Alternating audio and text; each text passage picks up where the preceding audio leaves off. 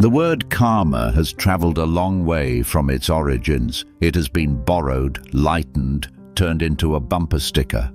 But in its original context, in the precise language of the Pali Canon, it carries a weight that most people have never felt. Because the Buddha was not talking about cosmic balance. He was talking about the mind, your mind. And he was saying that every moment of unconscious thinking is already a cause, already moving toward an effect, already shaping the quality of the life you are living. Welcome to Mindfulness.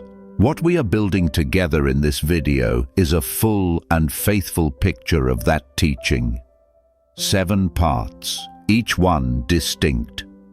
We will move through the original meaning of karma, the psychology of mental roots and latent tendencies, the hidden layer of intention the Buddha called cetana, and the specific warning he gave about the thought that does most of its damage precisely because it is never seen. Stay with this one from beginning to end. It earns that attention. 1. What karma actually means. Before we go any further, we need to clear something up, because karma is one of the most misunderstood words in modern language. You have probably heard it used casually. What goes around comes around. That is karma. But that is not what the Buddha was pointing at, not fully. The word karma comes from the Pali and Sanskrit root kama, meaning action.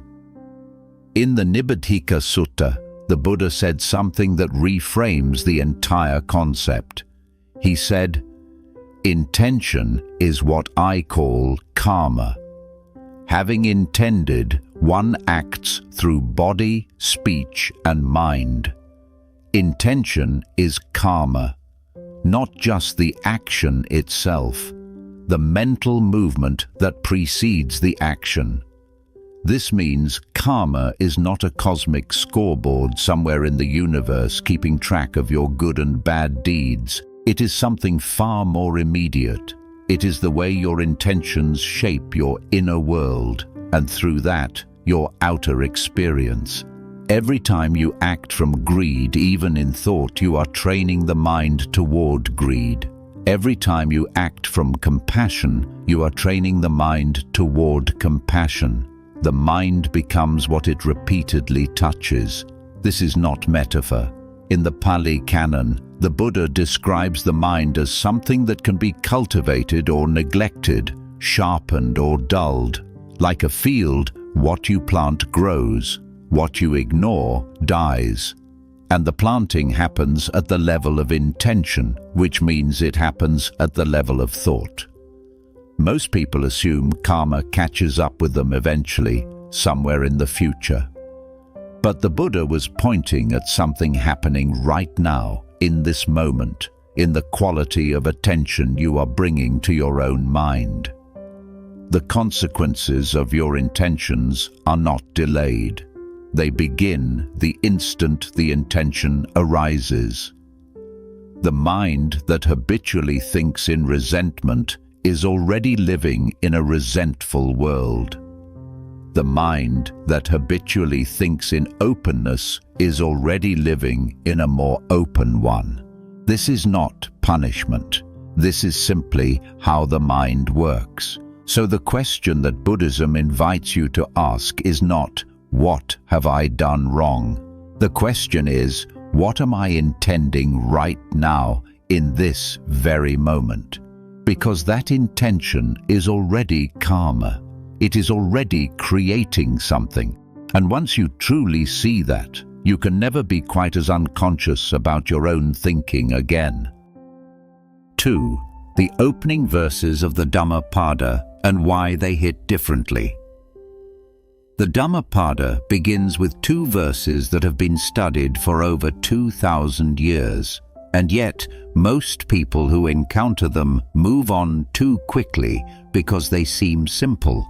They are not simple, they are precise. The first verse says, loosely translated from the Pali, "Mind is the forerunner of all actions. All deeds are led by mind, created by mind. If one speaks or acts with a corrupt mind, suffering follows, as the wheel follows the hoof of an ox. The second verse mirrors it. If one speaks or acts with a serene mind, happiness follows as a shadow that never departs. Notice what the Buddha did not say. He did not say happiness follows good deeds. He said it follows a serene mind. The quality of the mind is the cause. The outer experience is the effect. This is a radical reorientation, because most of us are trying to fix the effect while leaving the cause untouched. We rearrange our circumstances, change our relationships, move to a different place, and then wonder why the same feelings follow us. The Buddha's diagnosis is compassionate but direct. You brought the mind with you, and the mind was never examined. The image of the wheel following the ox's hoof is worth sitting with. The wheel does not choose to follow. It cannot not follow. It is mechanically connected. In the same way, the quality of your experience is mechanically connected to the quality of your mental habits. Not sometimes, always, without exception. Now, this could feel heavy. It could feel like blame. But the Buddha intended it as liberation. If your experience arises from your mind, and your mind can be trained, then you are never stuck. The same mechanism that creates suffering can be turned toward freedom. The wheel that follows the hoof can follow a different direction entirely, if the ox turns. But here is the part people miss. Turning the ox is not a dramatic event. It is not a single moment of enlightenment after which everything changes. It is a practice of noticing, thought by thought, intention by intention, moment by moment. The Dhammapada is not telling you to think positively. It is telling you to think consciously. There is a profound difference between the two, and that difference is the entire path. 3. The 3 roots. What your thoughts are actually growing from. In Buddhist teaching, there are 3 roots from which all unwholesome mental states arise. They appear throughout the Pali Canon, and the Buddha returned to them repeatedly because they are the origin point of suffering. They are called the 3 poisons, or in Pali, akusala mula, greed, hatred, and delusion. Every thought you have that causes suffering can be traced back to one of these 3, and understanding that is not about self-judgment, it is about seeing clearly.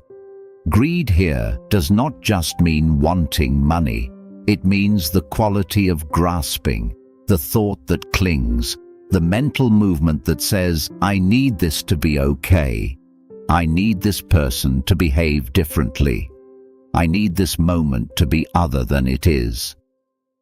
Whenever you notice a thought that is reaching, pulling, demanding that reality adjust itself to your preference, that is the root of greed at work.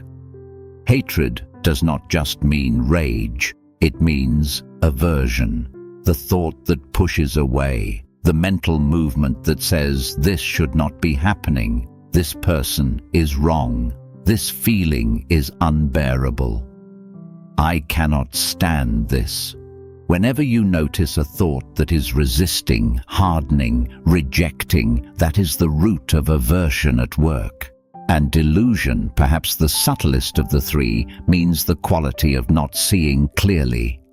The thought that assumes, that projects, that mistakes stories for truth. The mental movement that says, I know exactly what this means. I know what they think of me. I know how this will end. Whenever you notice a thought that is certain about something it cannot actually know, That is the root of delusion at work. Now here is what matters practically. These three roots are not your character. They are not who you are. They are tendencies the mind has cultivated, often without your awareness. And tendencies can change. The Buddha did not teach that people are fixed. He taught the opposite. The entire premise of the path is that the mind is trainable. When you begin to notice which root a thought is growing from, something shifts. You are no longer inside the thought, believing it. You are observing it. And in that moment of observation, there is a small but real freedom. Not the thought controlling you, but you seeing the thought for what it is, a conditioned movement of the mind, not a verdict on reality. 4.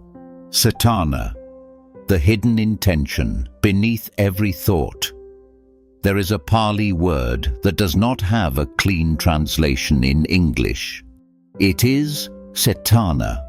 It is usually translated as intention or volition, but it points at something more specific than those words suggest.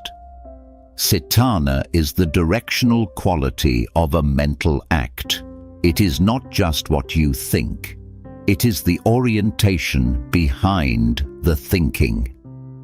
The Buddha placed enormous emphasis on cetana because it is the seed from which karma grows. Two people can say the same words and create completely different karma because the intention underneath those words is different.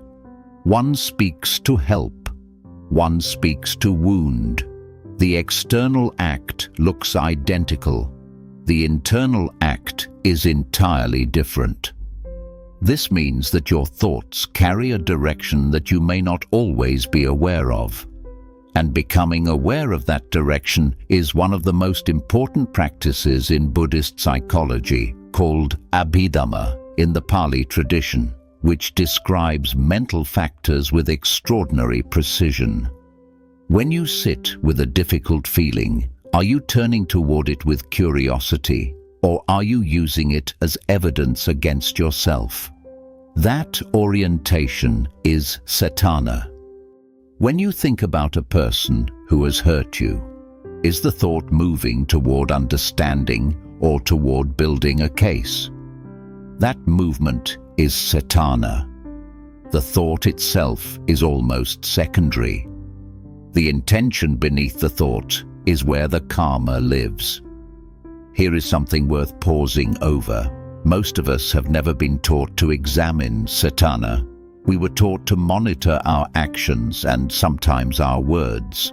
But the deeper layer, the motivational quality beneath the thought, was left unexamined. And so we repeat patterns without understanding why. We intend one thing and somehow create another because the surface intention and the deeper cetana were pointing in different directions. The practice the Buddha offered is not complicated, but it is demanding. It requires you to slow down enough to ask before you speak, before you act, and ideally before you even follow a train of thought. What is the quality of this intention? Is there grasping here? Is there aversion? Is there clarity? Or is there confusion? This is not about becoming paralyzed by self-examination. It is about developing what the tradition calls sampajana, clear comprehension, knowing what you are doing, why you are doing it, and whether it is appropriate. These are the three components of clear comprehension as described in the Satipatthana Sutta, the discourse on the foundations of mindfulness. It is a practice for daily life, not just for the meditation cushion. 5. How thought becomes habit, becomes character, becomes world. There is a progression that the Buddha described that modern neuroscience has since approached from its own direction, though the Buddha arrived there through direct observation of the mind rather than through instruments. The progression is this. Repeated thoughts become tendencies. Tendencies become character. Character becomes the lens through which you experience everything. In the Pali tradition, these tendencies are called anusaya, often translated as latent tendencies or underlying dispositions.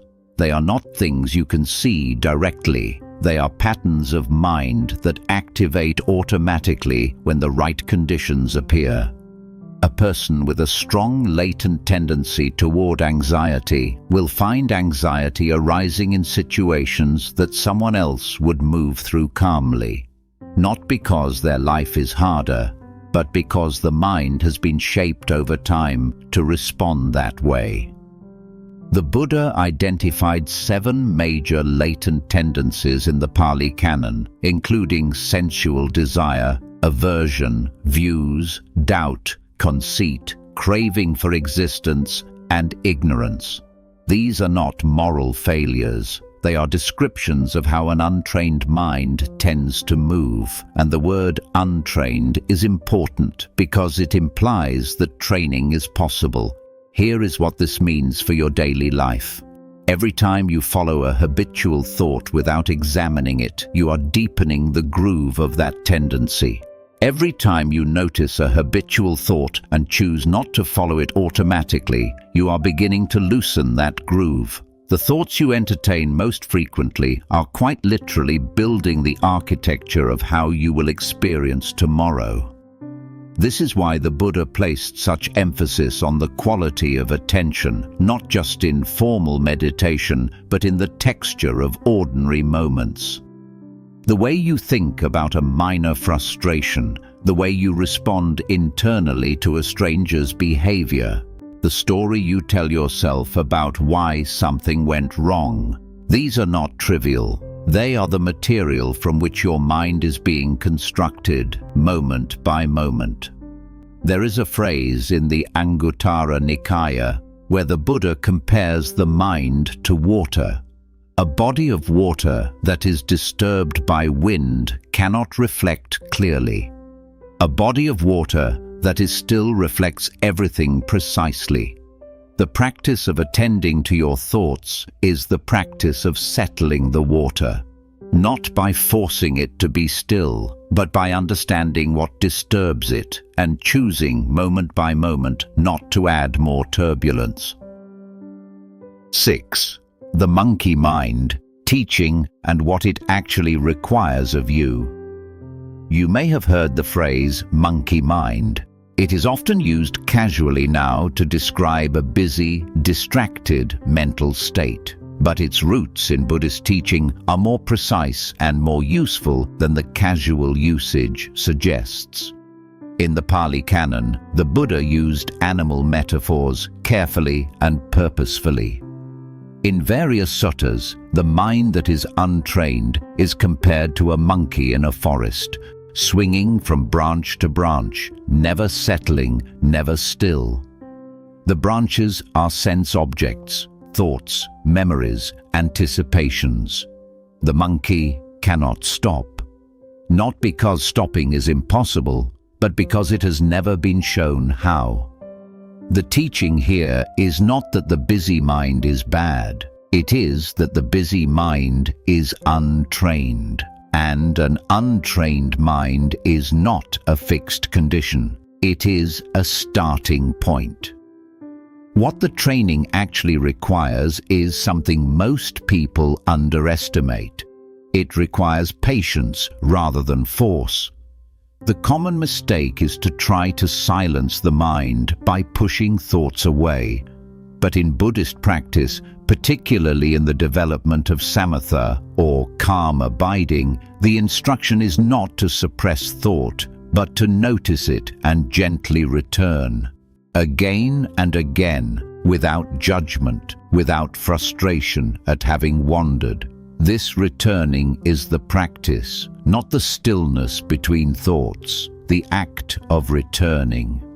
Each return is a moment of wakefulness. Each return is karma of a wholesome kind, intention moving toward clarity rather than away from it. There is a teaching in the Anapanasati Sutta, the discourse on mindfulness of breathing, where the Buddha describes a gradual calming. The practitioner notices the breath, notices when the mind has wandered and comes back. The wandering is not failure. The noticing is the practice.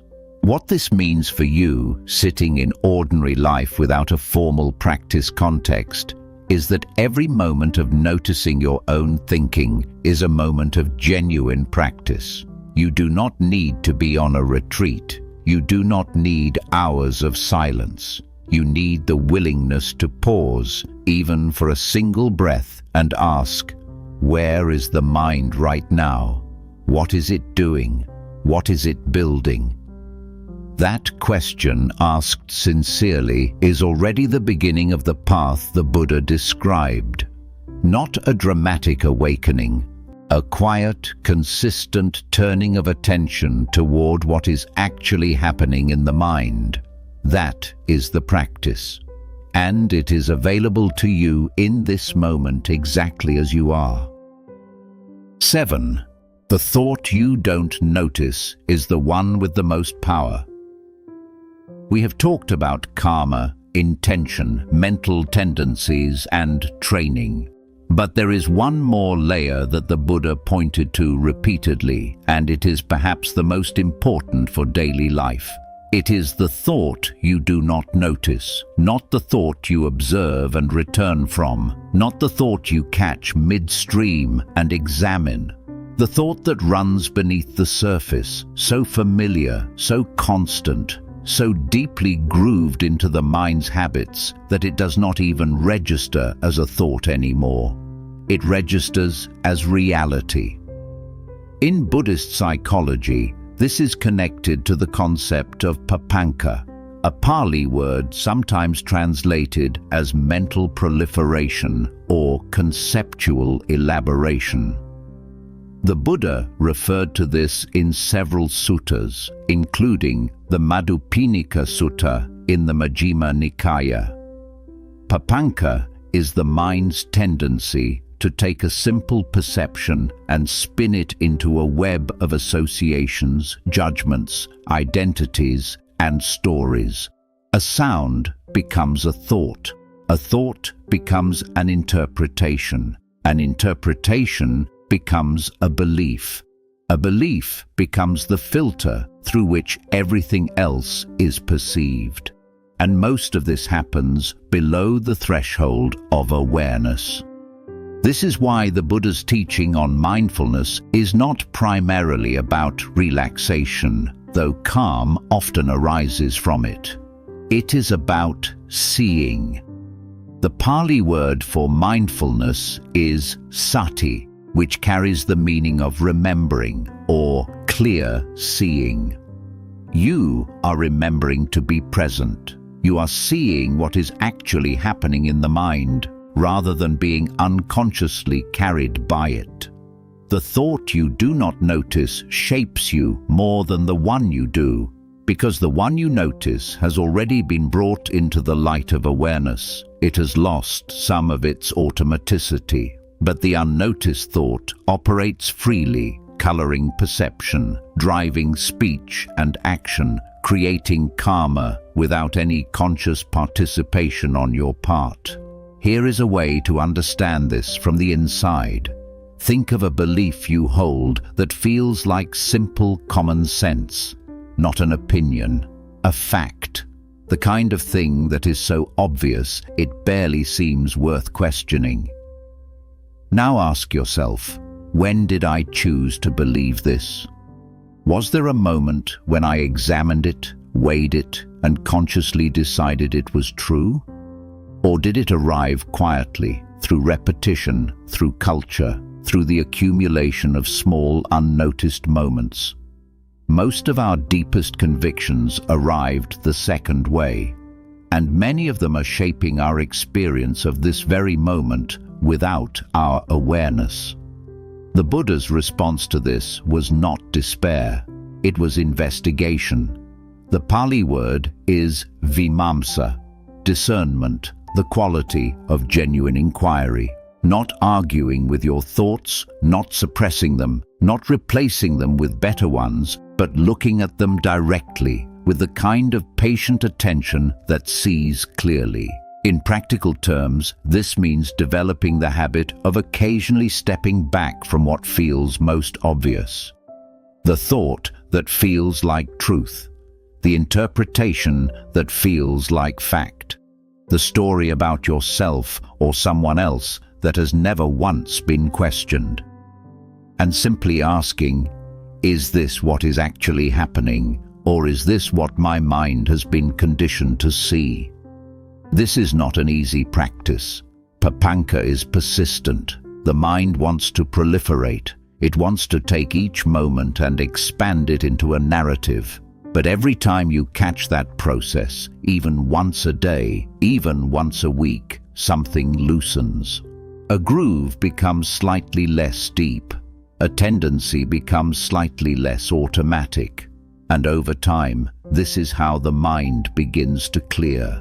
Not through a single dramatic insight, through accumulated moments of seeing, each one small, each one real, each one creating karma of a different kind, the karma of wakefulness, the karma of a mind that is bit by bit learning to see itself. The Buddha called this path the middle way, not forcing, not giving up. A quiet, sustained, honest attention to what the mind is doing, and the promise he offered, verified through his own experience and the experience of practitioners across 25 centuries, is that this attention, faithfully applied, leads somewhere real, not to a mind that never thinks, to a mind that no longer blindly believes every thought it creates. That is the freedom he was pointing toward. And it begins, as it always has, with the thought you are having right now. The Buddha did not offer these teachings to make life feel more meaningful in a vague, comforting way. He offered them as a precise map of the mind drawn from deep investigation. Your thoughts are not random, they are not trivial, they are seeds and they grow. But you are not at the mercy of what has already been planted. Each moment of genuine awareness is a new beginning. Each honest look at the mind is already the practice, not somewhere else, not later. Here, in this quiet turning of attention, the path begins. If this teaching reached something real in you, stay with that feeling. Let it ask something of you. That asking is already karma moving toward light.